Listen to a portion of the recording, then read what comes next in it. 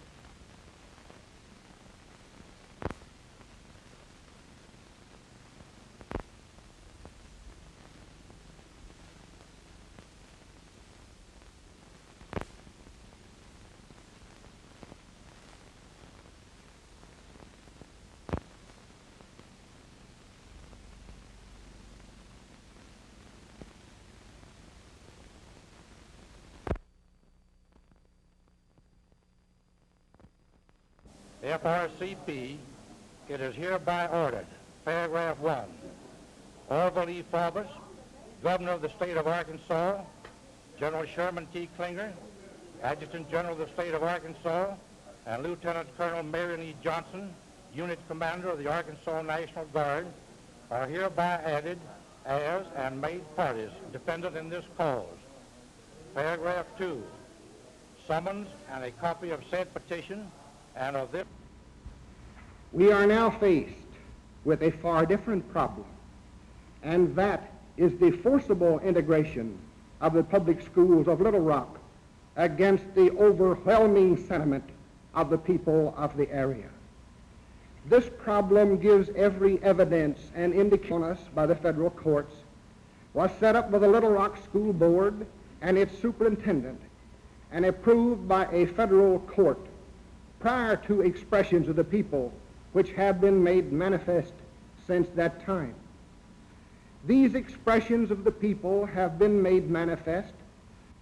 Last Thursday, I testified before the Chancery Court of Pulaski County in part as follows, quote, I have information that a number of revolvers were taken from students in high school, both white and colored, end of quote. It is significant that Mr. House, telephone calls have come to me at the mansion in a constant stream, and the expressions of all are the fear of disorder and violence and of the harm that may occur on the morrow in this attempt at forcible integration of Central High School.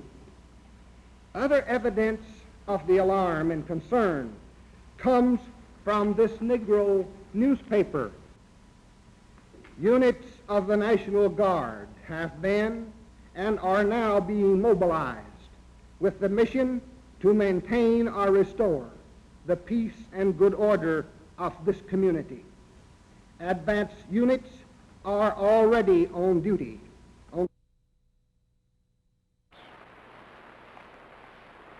Give us the ballot, and we will no longer plead to the federal government for passage of an anti-lynching law.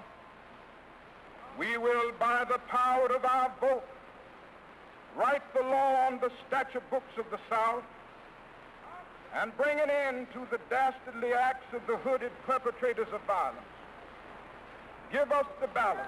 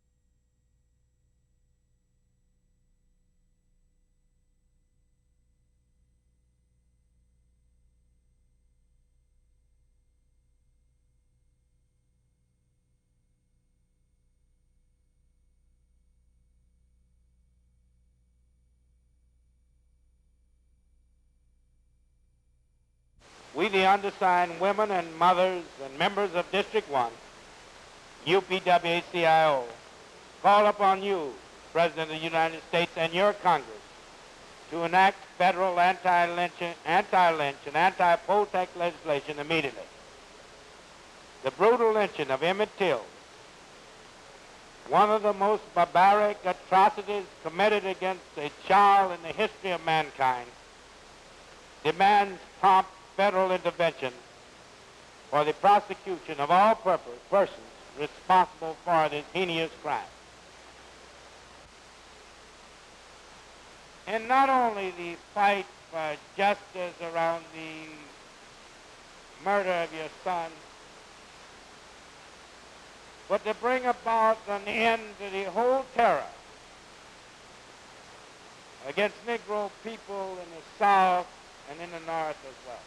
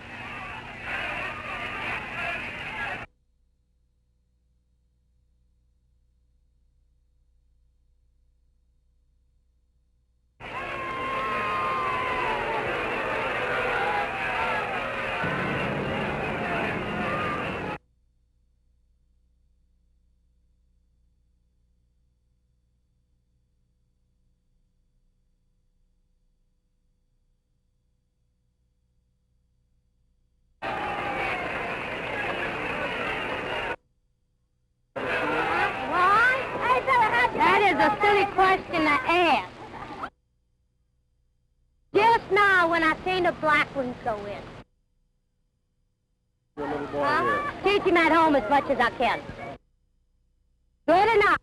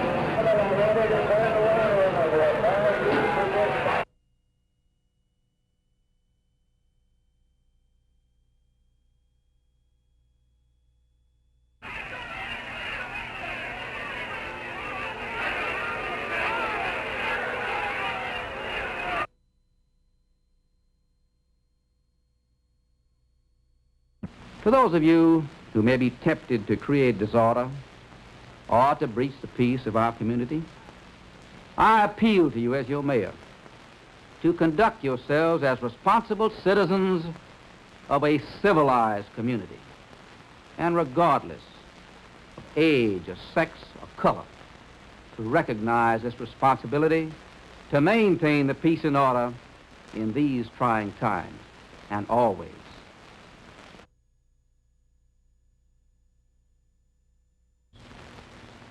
I say that we will fight to the last ditch to prevent unwanted integration against our free people, just as we will fight against any form of communism being imposed against us. We will fight toe to toe.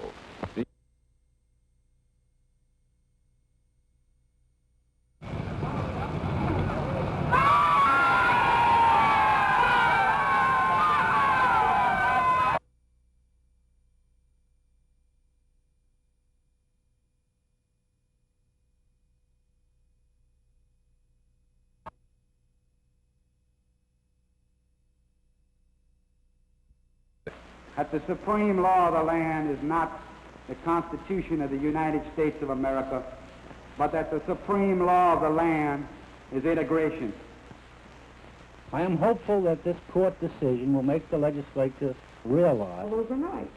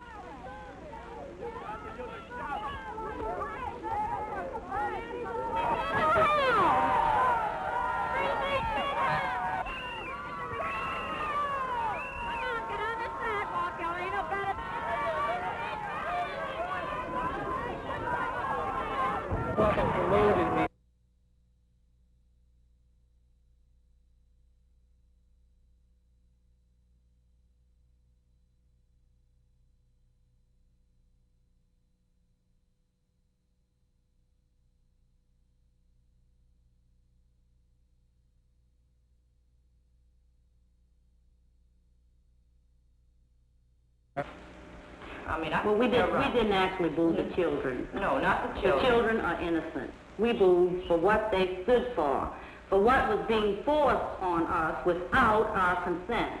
We weren't asked, do you want integration? We had a card stating,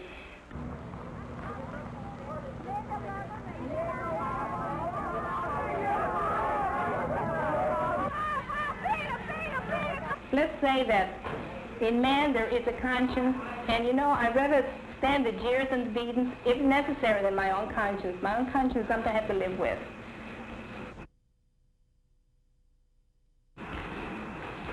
Well, I imagine...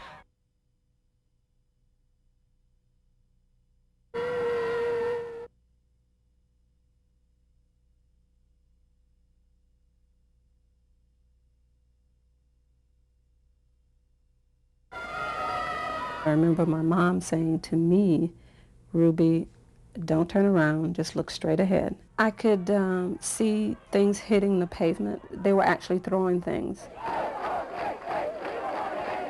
It sounded like a nursery rhyme, and so even when we went home that day, I would sing it, 2, 4, 6, 8. We don't want to integrate. So I didn't quite understand what all that meant. We don't want the niggers going in that school. Well, it's a white school.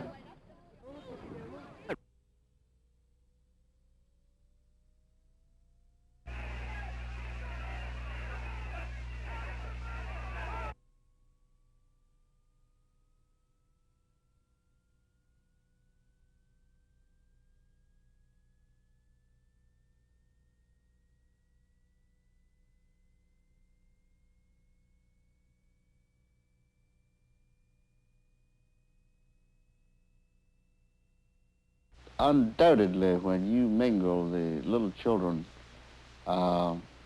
together in the same schools on a social level, within one generation, you will have completely broken down racial integrity.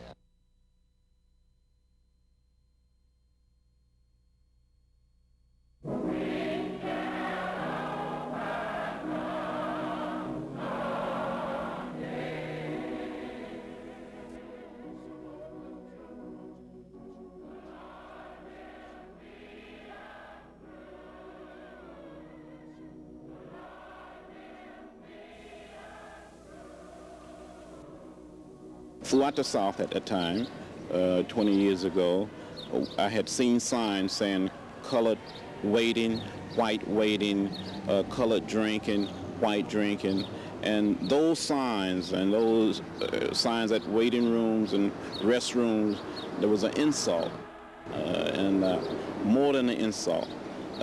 We wanted to do something about it.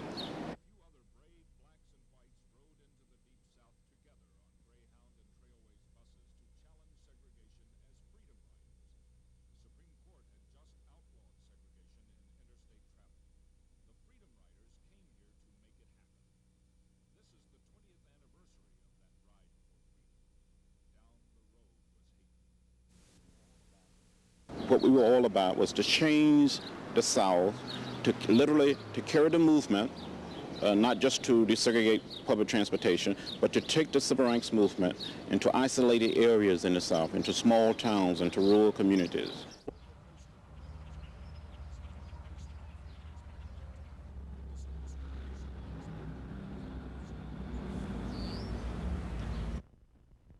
This morning in the United States District Court for the Southern District of Florida, the Honorable Emmett C. Choate, District Judge, ruled that signs such as these must be removed from buses and common carriers.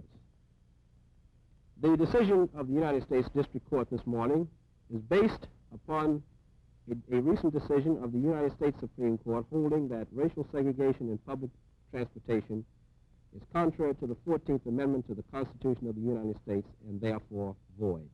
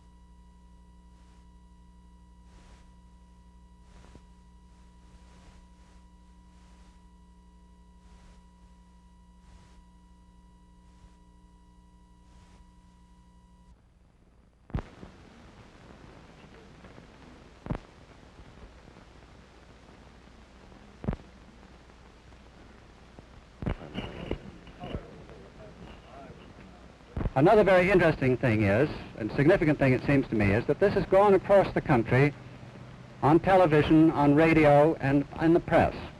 The people have been shocked, and they've realized that they're next door to this problem, that it exists in any northern town where a Negro cannot buy a house on equal terms. The law is there to uphold the human principle, that there is equal justice because we feel it in our hearts, that this is the law of our hearts. And I think all of us now are very sober in realizing that unless we integrate, we shall very quickly disintegrate.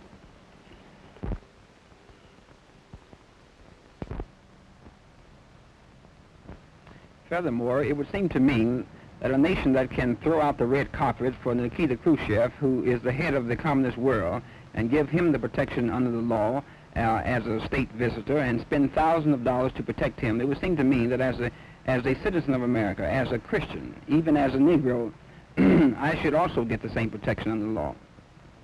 And I think that people who call us integrationists and race baiters and the thing that is hurting us most is the continued existence of segregation and discrimination. And we think we are rendering a great service to our nation. For this is not a struggle for ourselves alone, it is a struggle to save the soul of America.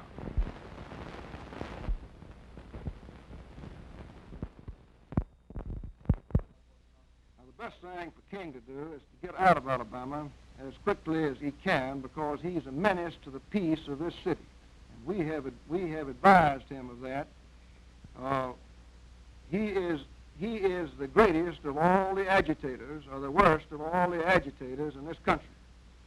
And he came in here expressly to stir up a riot, and he succeeded.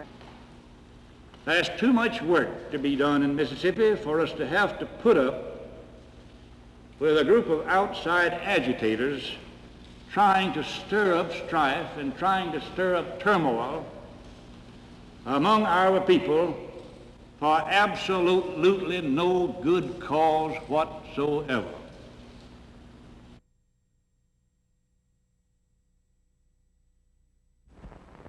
Well, I would hope that they would get out very quickly as soon as the federal government is shown that by action, that the state of Alabama can deal with law enforcement on their own, the U.S. Marshals will be out of there. And I would hope and expect and pray that that would be in very short order. Well, I don't think there's any question that they saved a number of lives and prevented widespread bloodshed. If it hadn't been for the fact that the U.S. Marshals were in the area, there's no question that there would have been major and very bloody violence in Montgomery, Alabama.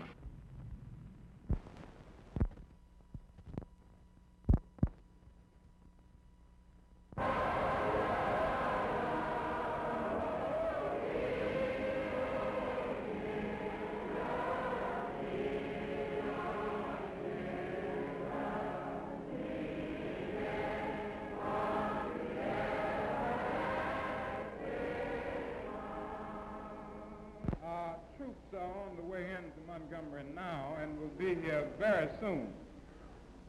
They have requested that all of us stay in here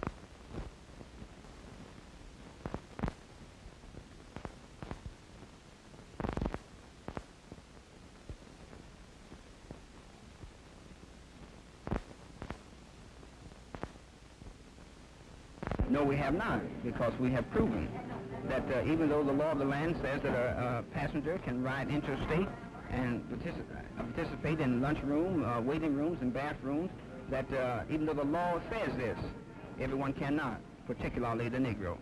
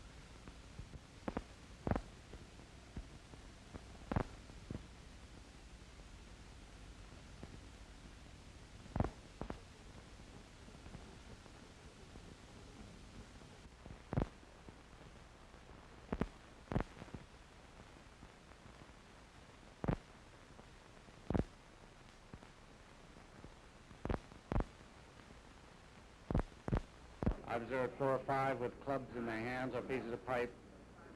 The police did not arrive. Fortunately, there was a detective and I think an agent of the Greyhound Company in the bus with us who did a magnificent job, as did the bus driver, in holding that door. It would have been suicide to walk out of that bus.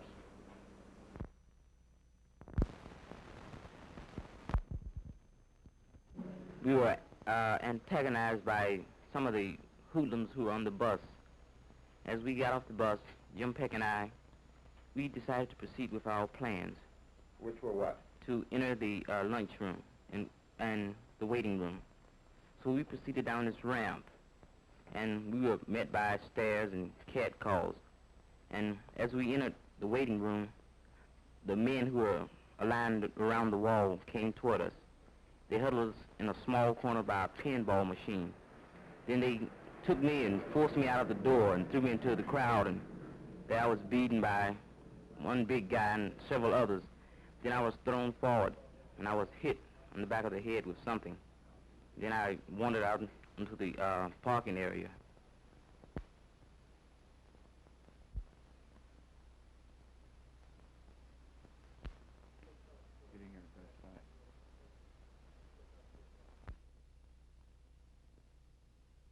We were aboard a Greyhound bus going to, coming into Birmingham. At Anniston, we were surrounded by a mob who followed us out of Anniston for about 4 miles until one of our tires went flat. At that point, they started breaking the windows of the bus with chains and pipes and one thing and another. They finally threw a bomb into the bus. No, we are simply upholding the law as laid down by the Supreme Court in the Irene Morgan decision aboard buses and in the Boynton decision for bus terminal facilities.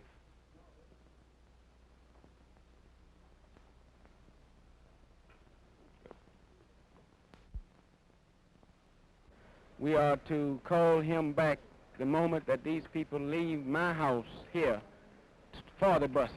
So they seem extremely concerned and are concerned about protection. I think that they will direct, I hope, brother, that they will direct the Justice Department to not only to investigate and see what happened, but to prevent incidents, and I believe that is his position.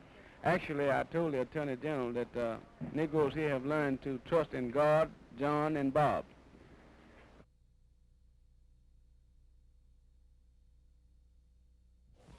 The United States Constitution provides for freedom to vote, and this country must permit every man and woman to exercise their franchise, to shoot, as we saw in the case of Mississippi, 2 young people who were involved in an effort to register people, to burn churches as a reprisal. With all of the provisions of the United States Constitution, at least the basic provision of the Constitution guaranteeing freedom of worship, I consider both cowardly as well as outrageous. The right to vote is very basic. If we're going to neglect that right, then all of our talk about freedom is hollow, and therefore we shall give every protection that we can to anybody seeking to vote. I hope everybody will register in this country. I hope they will vote, and if it requires extra legislation and extra force, we shall do that.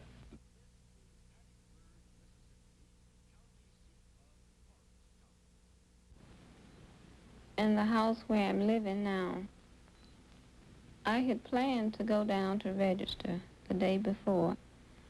I was thinking as I walked along the dirt road in front of my house about the dust which would be on my shoes and the scars from the rocks, and that if we had enough registered voters, Negro registered voters that is, this wouldn't be a problem at all, because the streets would be paved rather than dirt streets. It was a very hot day. The bus that I got... Well, I feel that a good citizen should vote, and maybe we could get more, and I'm sure that we could get more from our money that we pay for taxes, like better roads and possibly street lighting, our street lighting in our neighborhood. And good, too, perhaps our police protection would be different. Maybe we could get some colored police down here and, you know, things like that.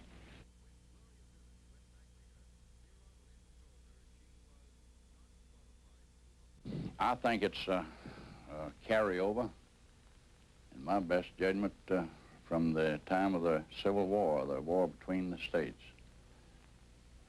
You remember we had a condition of slavery in America.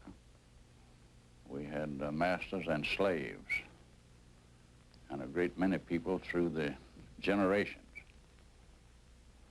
don't realize that that status has ever been terminated. They still look upon the white man as being the master and the Negro the slave. And then I believe that if I become a qualified voter along with other Negroes here in Mississippi, that we will be able to speak and get certain things that we feel that we are entitled to. But a voteless person is a hopeless person. We have nothing to do with their entering office. We have nothing to do with their tenure of office. It will come about because of a reaction among our own people, and not because we've got a bayonet in our back or a United States Marshal on our doorstep.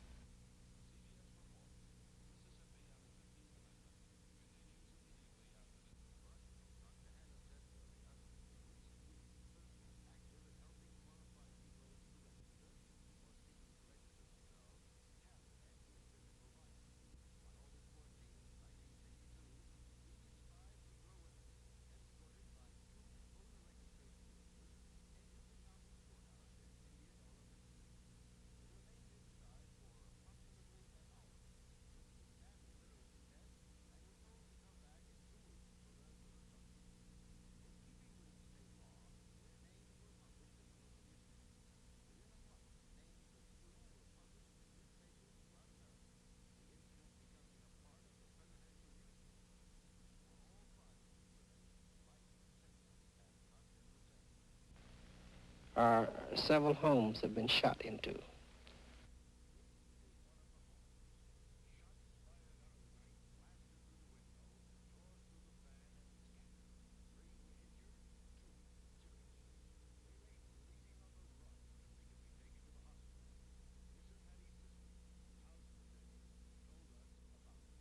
Well, on this past Monday night, a week ago, our house was fired in.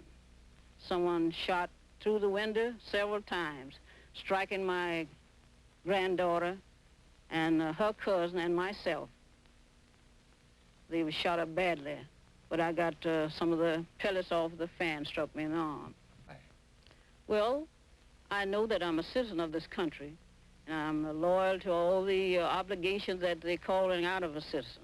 I pay, we pay our tax, and I just know, and I was born and reared in Mississippi, and I'm a citizen of Mississippi.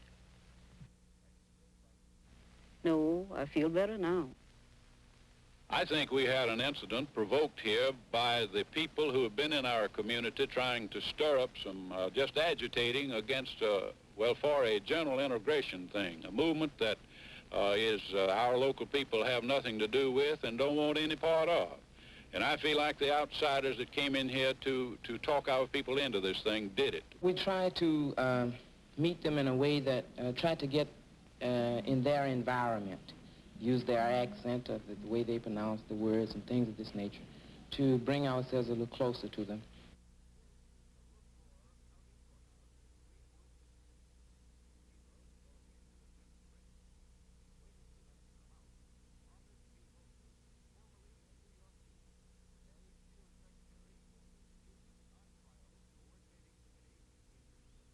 There's a big psychological, gap to overcome. There's what a lot of people call a psychology of fear on the part of most of the Negroes. They're afraid of losing their jobs.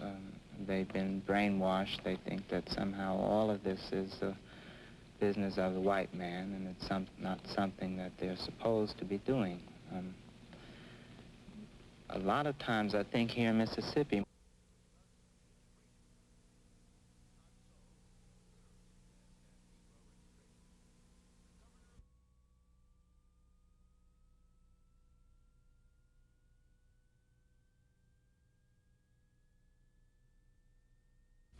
we have had experience in the past with Negro political domination.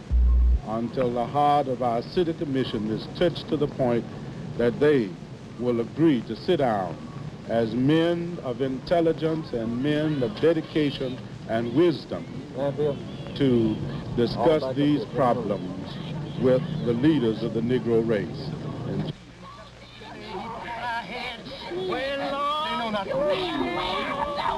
God have mercy on them.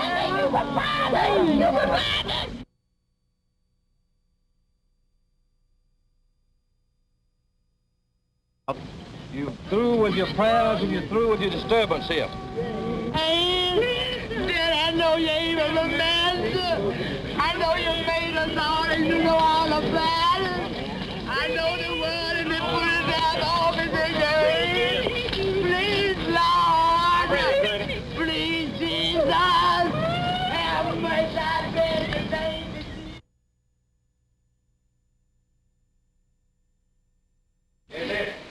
Now, many of us have been standing by with our bootstraps laced up, ready to march.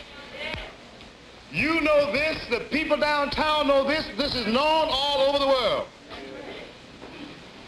And somehow or another, when they know that you are determined to stand up for these things in which you believe, at least they have to stop and give reckon to it. Now, we don't have any Rockefellers in our midst. We don't have any Henry Fords. We don't have any Roosevelts or even Kennedys. We don't have any Ruthers or Hoffers. But we do have a king. We've got Martin Luther King.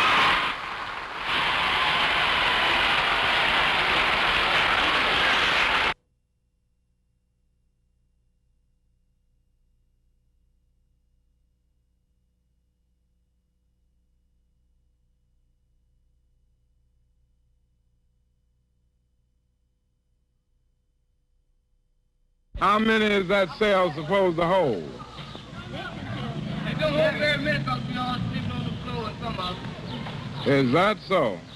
10. It's built to hold 10, and there has 69 in there. Uh-huh. Well, how about the food, CK? We get grits. All right, now you had your prayer, you made your point. Now let's move out, or you're under arrest. Either one now. It doesn't make no difference to me.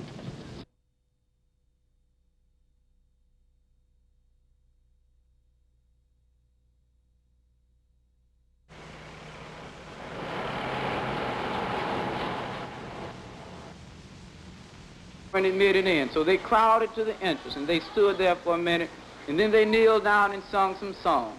And then they prayed. But you should have been down there this afternoon to see 15 young people down on their knees, crowded at the entrance of the library, singing and praying. And this is unusual for a bunch of teenagers. I mean, these kids, I doubt if any of them... Turn me round, turn me round, turn me round, ain't gonna let nobody turn me round. Keep on rocking, keep on rocking, march on the freedom man. Ain't gonna let nobody turn me round,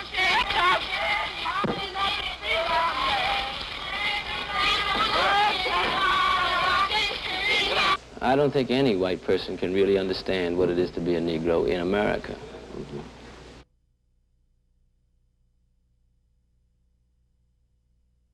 Let me say that I find it wholly inexplicable why the City Council of Albany will not sit down with the citizens of Albany, who may be Negroes, and attempt to secure to them in a peaceful way their rights.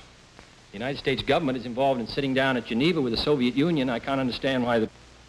People like you and you and you and you continue to express yourselves through these peaceful protest demonstrations.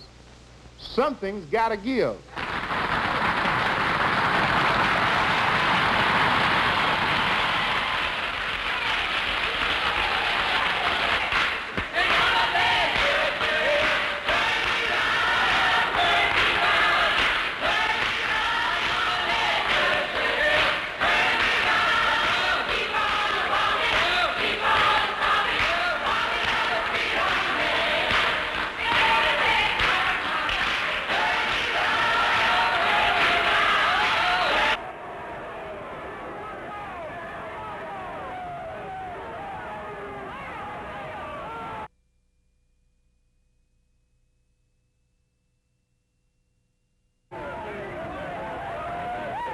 This is to James H. Meredith, applicant for admission as a student at the University of Mississippi.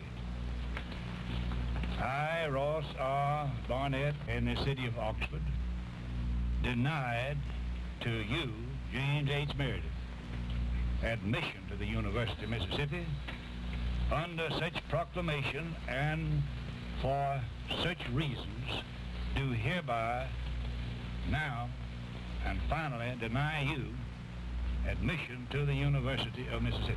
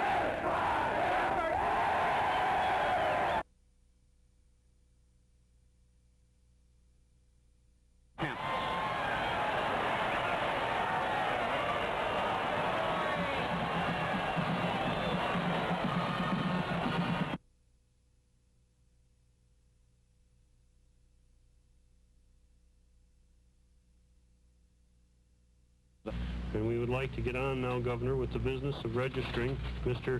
Meredith. All right. Now, gentlemen, in response to that, I'll say this. You're now asking that he be permitted to register or enroll as a student at the University of Mississippi. Is that right? Governor Barnett, I'd like to call your attention again, sir, to the court's order of 8:30 this morning, the Federal Circuit Court of Appeals. This court order enjoined you from interfering with...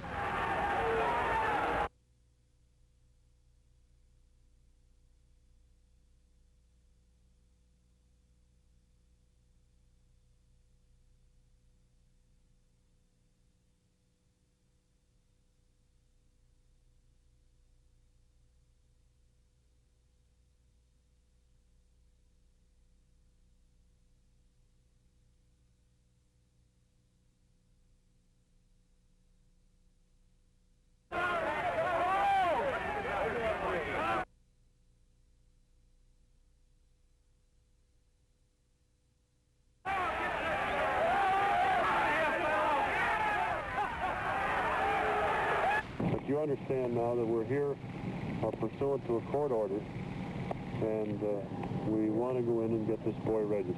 I heard what you had to say.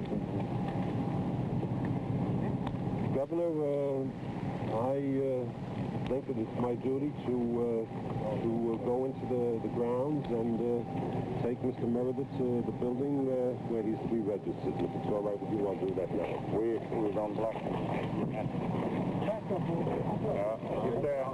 I want to say this. If there's any violence, it's on your part, on the federal government, and on James Meredith. Well, as I say, I'm only doing my duty as a United States Marshal. Every citizen should have an opportunity to receive an education in his own state. I think he should have an opportunity to receive the best possible education.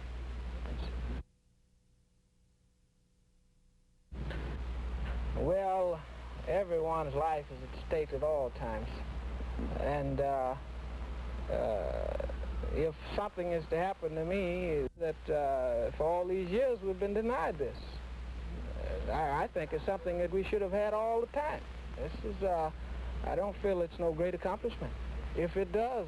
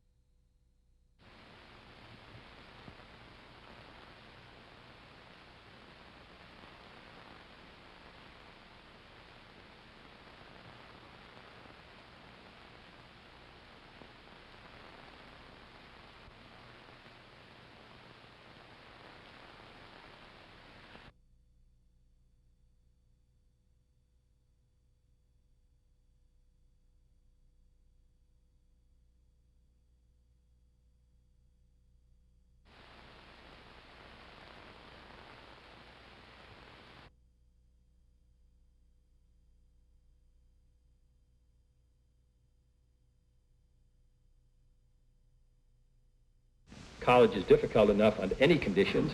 He's been subjected to a good deal of harassment, and anyone who has been gone through his experience in college would find it difficult to continue. I hope he continues. If he doesn't, that's a loss not only to Mr. Meredith, but I think the University of Mississippi.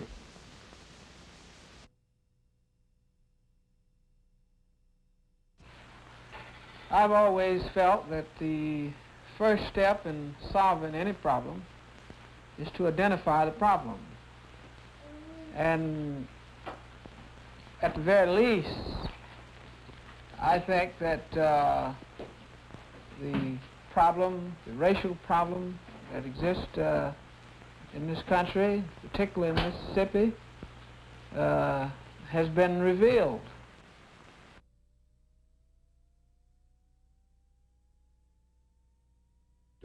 Well, it's not only $4 million, but it was, of course, 2 people were killed and a good many were wounded, and it was it's had wide repercussions, and some of them have been unfortunate.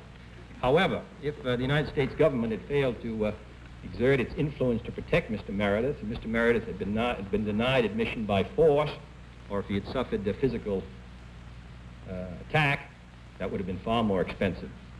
And this country, of course, cannot survive if the United States government and the executive branch does not carry out the decisions of the court.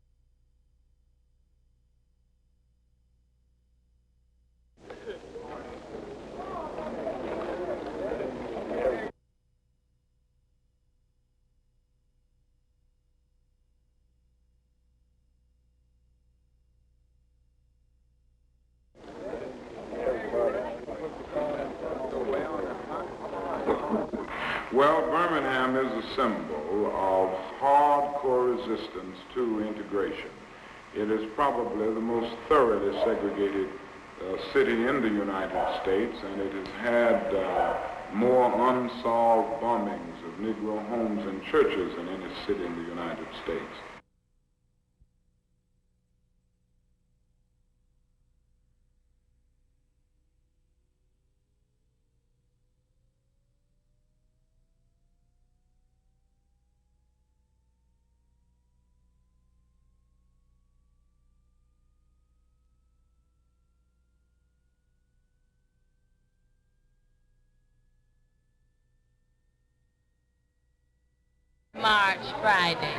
Thursday.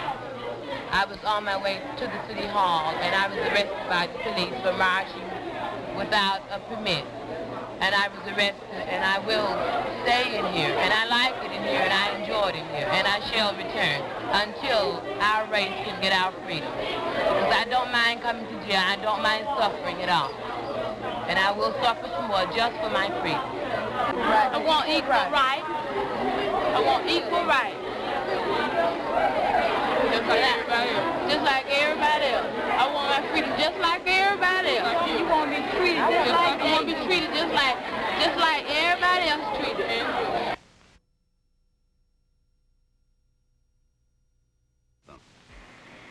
I'm ready at any time when the immediate threat of violence has been removed to talk to any responsible local people, regardless of the color of their skins.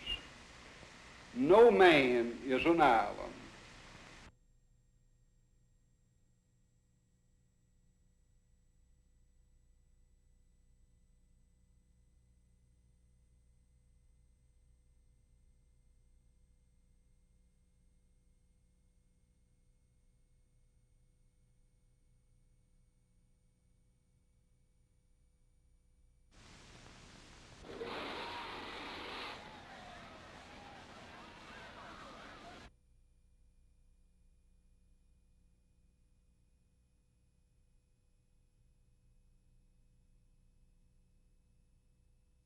Consequently, I have the feeling that if we can get a breakthrough in Birmingham and really break down the walls of segregation, it will demonstrate to the whole South, at least the hardcore South, that it can no longer resist integration. And I think everybody will find themselves going along with it if we can get a breakthrough in Birmingham.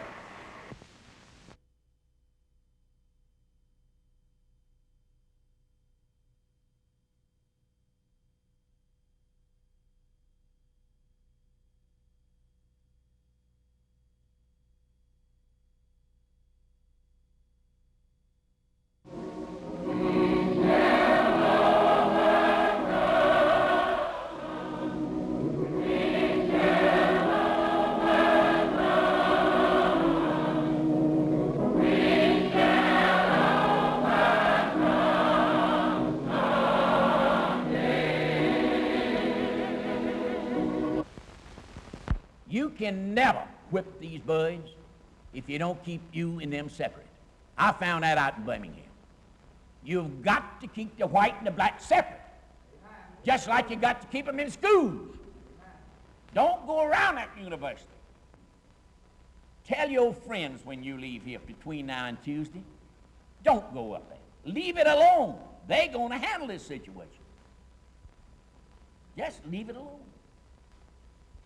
You know, those Kennedys up there in Washington, that little old Bobby Sox and his brother, the president, they'd give anything in the world if we had some trouble here.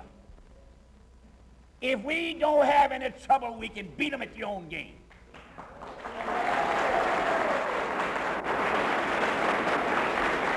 Today, as the result of responsible efforts on the part of both white and Negro leaders, over the last 72 hours, the business community of Birmingham has responded in a constructive and commendable fashion and pledged that substantial steps would begin to meet the justifiable needs of the Negro community. Negro leaders have announced suspension of their demonstrations.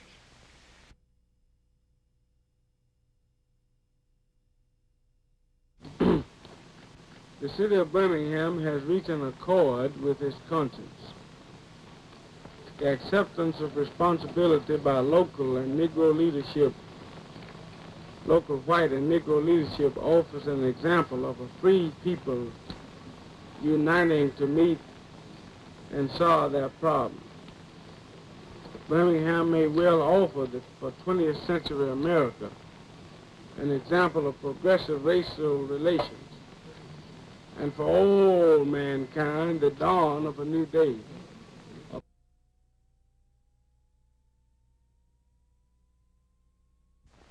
I'm very happy to be able to announce that we have come today to the climax of a long struggle for justice, freedom, and human dignity in the city of Birmingham. I say the climax and not the end, for though we have come a long way, that is still a strenuous path before us, and some of it is yet uncharted. Nevertheless, it can now be said that after the great struggle, this day is clearly the moment of a great victory. How many people do you know who are really nonviolent? How many children do you know who are nonviolent? Martin happens to be a Christian. But the world is not full of Martin Luther Kings. The history of the civilization that you want me to imitate is a history of violence, of bloodshed. What happens, whether it becomes violent or non-violent, I repeat, depends on you.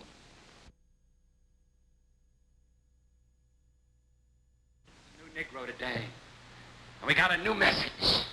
And there isn't anybody born going to be able to silence us. They can use every trick of the courts. They can use every trick of mob violence, but we're still going to keep marching. Keep on marching. Keep on marching. At the welkin ring, sound the tocsin. Let the drums roll. Peal the bells. Let the trumpets blare. There's a new Negro now, and he's moving, and he says to you, come on and join me, but if you won't, get out of my way, because I'm coming through.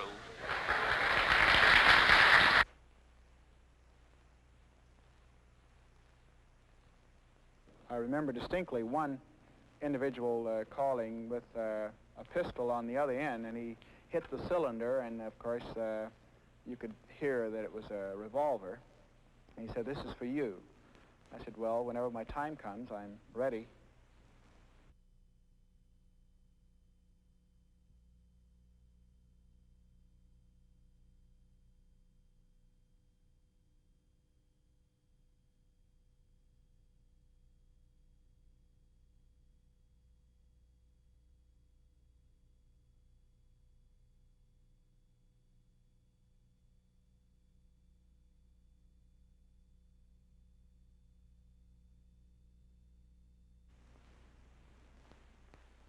I would like for everyone to search their own souls, those that are staunch segregationists,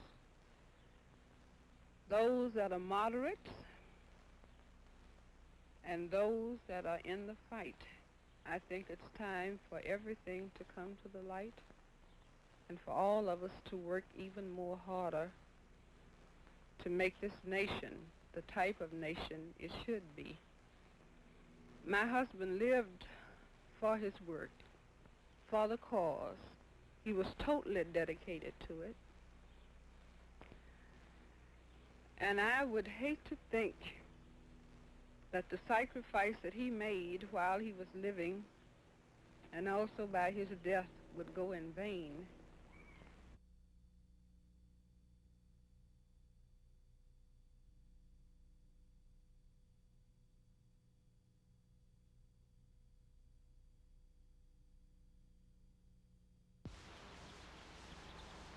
He believed in his country.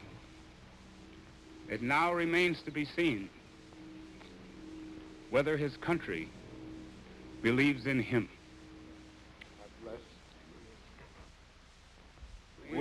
we shall all be free someday.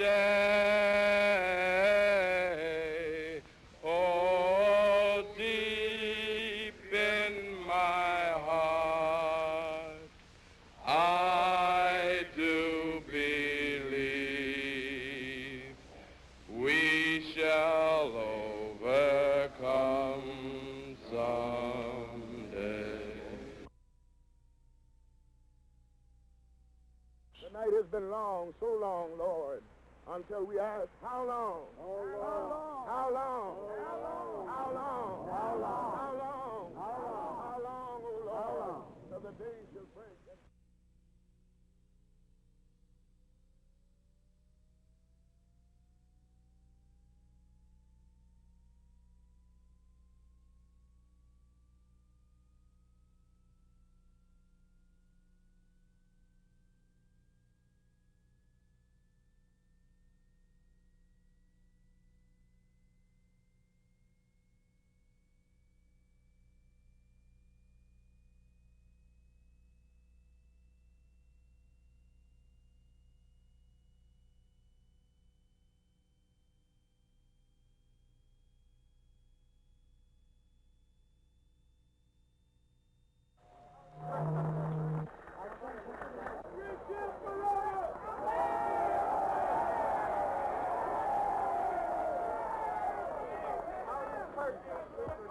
Hello?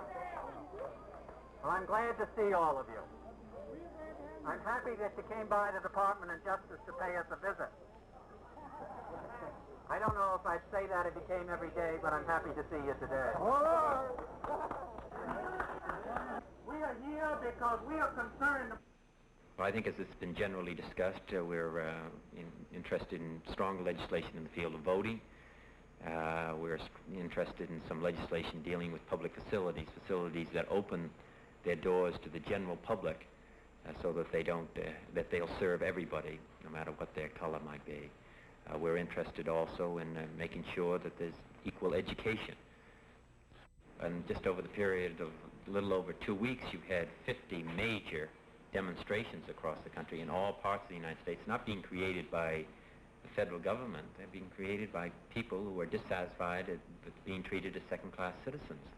And this is the difficulty. We have to do something about it. We have to deal with it. We've had 100 years since the Civil War, and still the problem is not solved. And people are tired of waiting. Whites are tired of waiting, many of our white people, and Negroes are tired of waiting. The heart of the question is whether all Americans are to be afforded equal rights and equal opportunities. Whether we are going to treat our fellow Americans as we want to be treated. If an American, because his skin is dark, cannot eat lunch in a restaurant open to the public, if he cannot send his children to the best public school available, if he cannot vote for the public officials who represent him, if, in short, he cannot enjoy the full and free life which all of us want, then who among us would be content to have the color of his skin changed and stand in his place?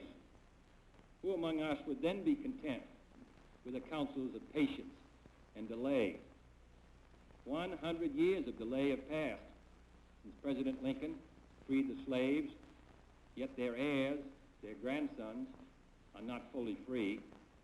They are not yet freed from the bonds of injustice. They are not yet freed from social and economic oppression. And this nation, for all its hopes and all its boasts, will not be fully free until all its citizens are free. We preach freedom around the world, and we mean it. And we cherish our freedom here at home. That we have no second-class citizens except Negroes. That we have no class or caste system, no ghettos, no master race, except with respect to Negroes. Now the time has come for this nation to fulfill its promise. We have a right to expect that the Negro community will be responsible, will uphold the law, but they have a right to expect that the law will be fair, that the Constitution will be colorblind, as Justice Harlan said at the turn of the century. This is what we're talking about, and this is a matter which concerns this country and what it stands for. And in meeting it, I ask the support of all of our citizens. Thank you very much. First reaction from the generally recognized Negro leadership, Martin Luther King. I feel that it was a masterpiece. I think that the president spoke passionately to the moral issues in the integration struggle, and I think he made it very clear that the government, the administration, will now engage in vigorous, forthright action to bring about the realization of the American dream. I think that his pending legislative program, if enacted and implemented, will do a great deal to solve problems that we face now in the integration struggle, and I think it will bring the whole nation closer to the realization of the American dream.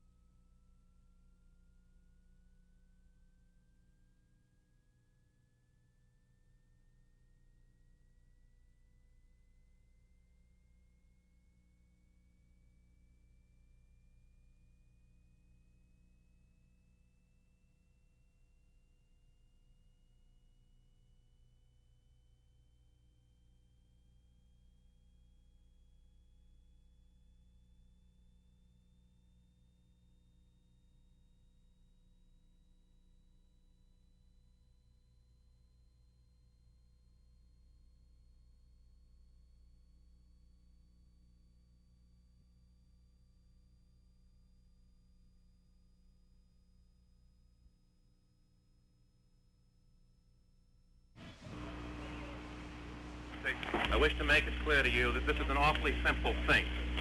We are asking today is a routine thing. It is simply the enforcement of a court order of which you are aware. And I've come here to ask you now for an unequivocal assurance that you will permit these students who, after all, merely want an education at a great university. Well, now, you make your statement, but we don't need you to make a speech.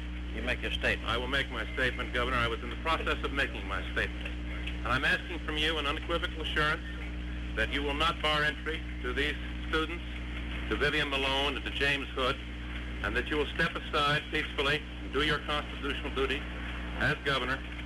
As governor and chief magistrate of the state of Alabama, it is the right of every citizen, however humble he may be, through his chosen officials of representative government, to stand courageously against whatever he believes to be the exercise of power beyond the constitutional rights conferred upon our federal government. It is this right which I assert for the people of Alabama by my presence here today. Now, therefore, I, George C. Wallace, as governor of the state of Alabama, do hereby denounce and forbid this illegal and unwarranted action by the central government. Governor Wallace, I take it from that statement that you are going to stand in that door and that you are not going to carry out the orders of this court, that you are going to resist us from doing so. Is that correct? I stand upon the statement. Stand upon that statement. Governor, I'm not interested in a show. I don't know what the purpose of the show is. I ask you once more, the choice is yours. There is no choice that the United States government has in this but to see that the lawful orders of its court are enforced. Very well. Students will remain on the campus.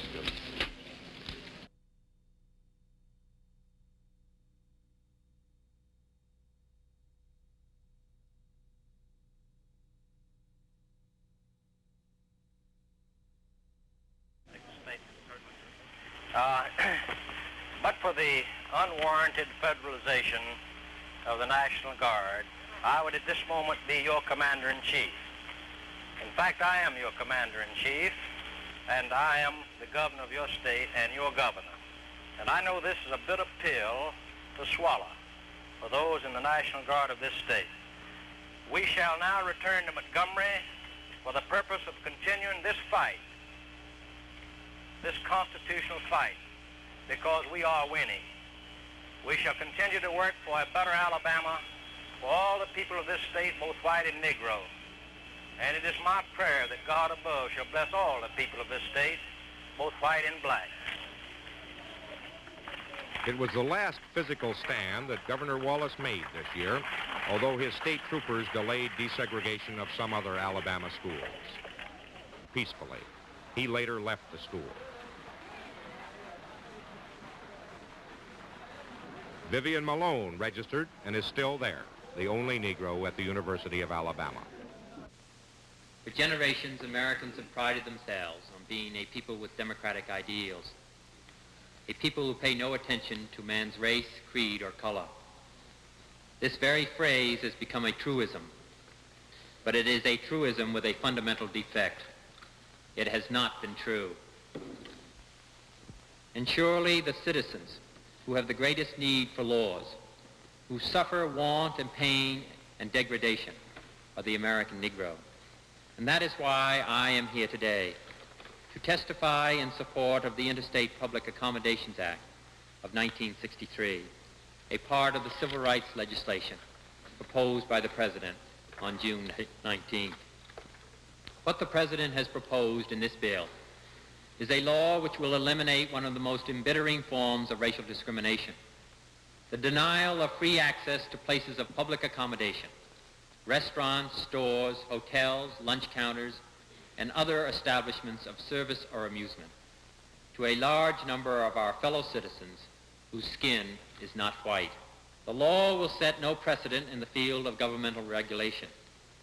All thinking Americans have grown increasingly aware that discrimination must stop, not only because it is legally insupportable, economically wasteful, and socially destructive, but above all because it is morally wrong.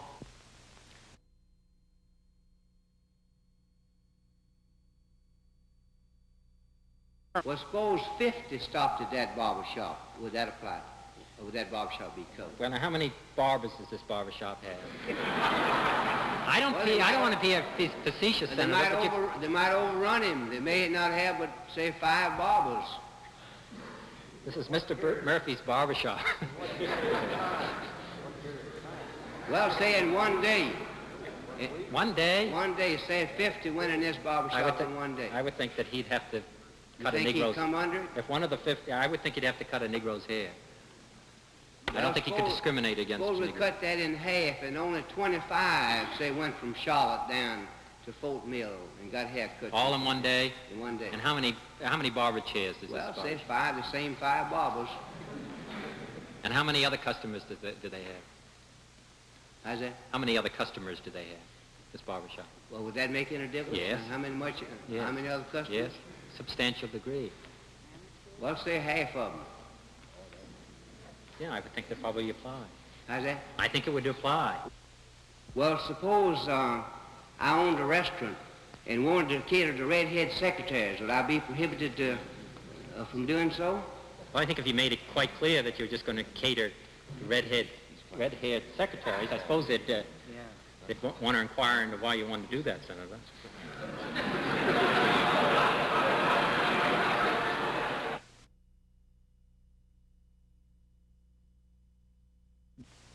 Gentlemen, we are facing one of the most critical times in the history of our nation. Minority groups in our country have taken to the streets to agitate, to demonstrate, to breach the peace, and to provoke violence calculated to blackmail this Congress into passing legislation in direct violation of the United States Constitution. You have been forced to consider this legislation through the pressure and blackmail of mobs in the streets. The President of the United States and the Attorney General have encouraged demonstrations, freedom rides, sit-ins, picketing, and actual violations of local laws, both state and municipal. What is happening, gentlemen, in our nation today fits the pattern. I have some 1,500 names here.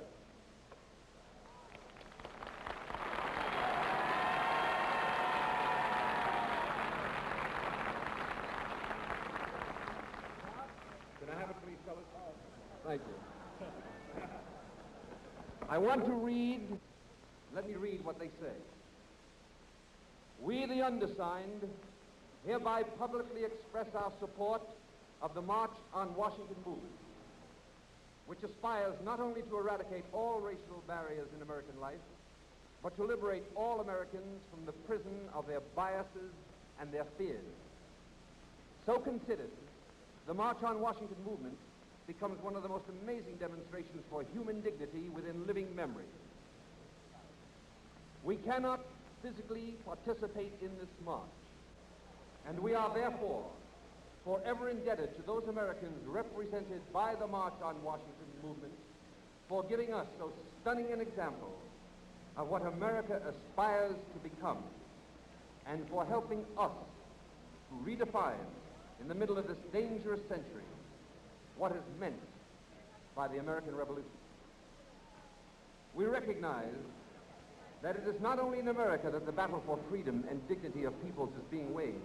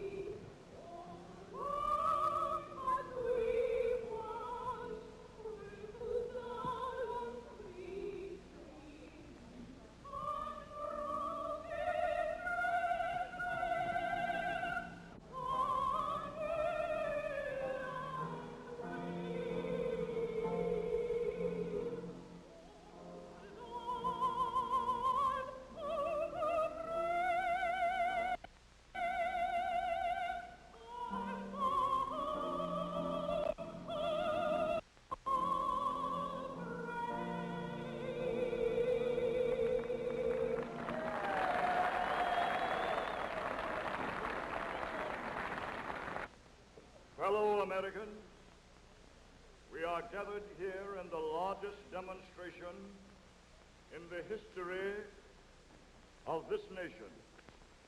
Let the nation and the world know the meaning of our numbers. We are not a pressure group.